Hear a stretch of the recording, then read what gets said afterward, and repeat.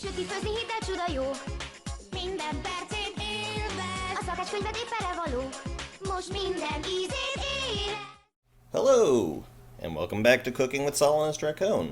Today's dish is going to be another Hungarian dish, because my ancestry is Hungarian. Pork paprikas. Paprikas is a dish that many would probably confuse with another Hungarian dish, goulash. Now, I'll be honest, I don't really comprehend the difference much myself, except that my idea of goulash is a vastly different idea from the goulash everyone else thinks of. If you were to ask for this dish in Hungary, you would be asking for a perkelt.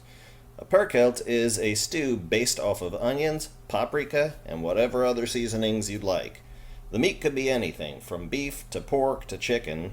I've never heard of a shrimp or a fish perkelt, but hey, I'm sure they exist and I'm sure they're great. This dish is even simpler than the lecho recipe. It's only got 4 ingredients: onions, paprika, broth, and meat.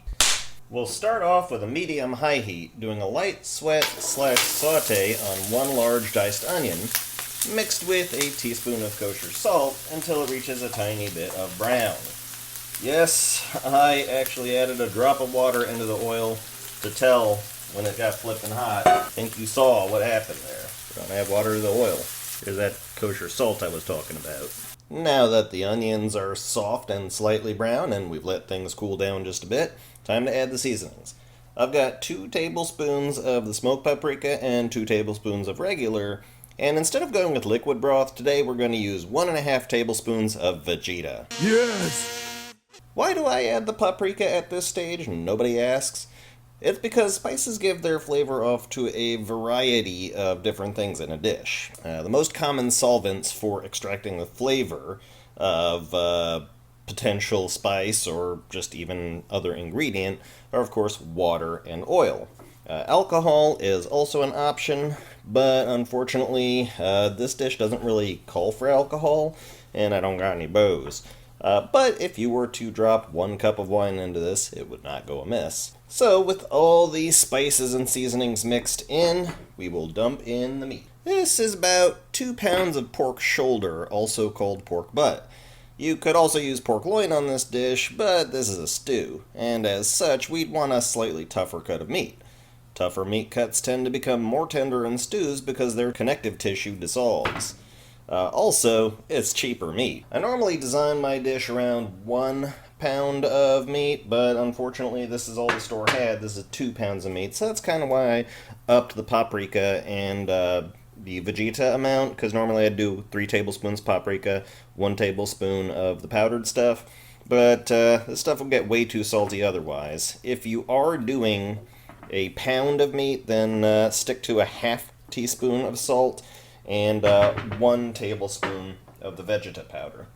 Now we're going to add in some water, and we just want it to come up around the sides of the meat there.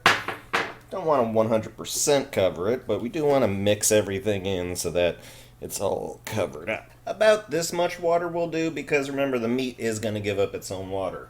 So we're going to crank the heat all the way up to the top, put the cover on, and we're waiting for it to come to a boil. Okay, now that we've got this rolling boil, we're going to give it a good mix here, just to kind of loosen ingredients up. And we're going to keep it at this boil for 10 minutes. Alright, now that 10 minutes have passed, we are going to go ahead and back this down to a medium-low heat. Put the cover back on it. We're going to keep it there for 3 hours. That's right, folks. 3 hours. It's going to take that long to render down all the connective tissue and make it tender.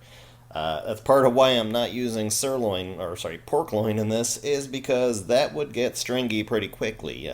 Get very tough and chewy, and it would not be a very appetizing meal. So pork shoulder, 3 hours at a simmer. So it's been actually just only a little over 2 hours, and I think that's enough. The meat tastes tender to me, and the sauce is nice, so what I'm going to do is just put it up to a boil, and we're going to leave it there for roughly 10 minutes or so, just to kind of let some of the water cook off and let the sauce thicken up. It helps if you pull the cover aside just a little bit to let the steam out, otherwise that water's going to stay in there. So about 2 hours of stewing and about 10 minutes of a hard boil afterwards, and I'd say that things have gone to a nice gravy-like consistency right there.